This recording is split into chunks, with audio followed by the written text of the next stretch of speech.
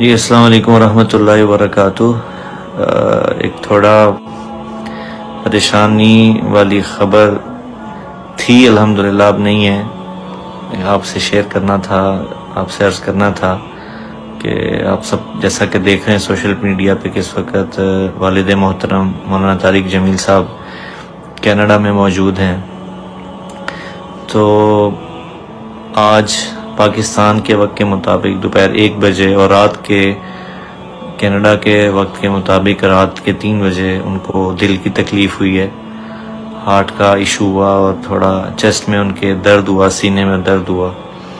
اس کے فوراً بعد ان کو وہاں ہسپتال میں منتقل کیا گیا اور سارا ان کا پروسیجر الحمدللہ عافیت سے مکمل ہو گیا۔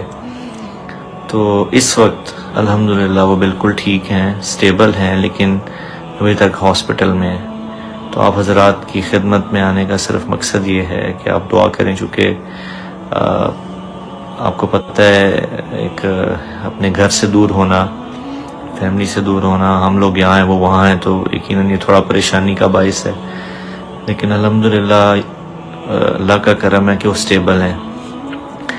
تو میڈیا پہ آپ کو پتہ ہے مختلف افواہیں پھیل جاتی ہیں، سوشل میڈیا پہ خاص طور پہ، اس لیے میں خود حاضر ہو کے مناسب سمجھا کہ آپ کی خدمت میں عرض کروں کہ آپ سب جتنے بھی بہن بھائی میری بات سن رہے ہیں، آپ سے دعاؤں کی درخواست ہے کہ آپ دعا کریں کہ اللہ تعالیٰ ان کو مکمل صحت یاب فرمائے اور خیر و عافیت سے اللہ تعالیٰ ان کو پاکستان، ان کی واپسی جو ہے وہ خیر و عافیت سے ہو جی انشاءاللہ۔ اللہ آپ سب کو بہت خیر عطا فرمائے۔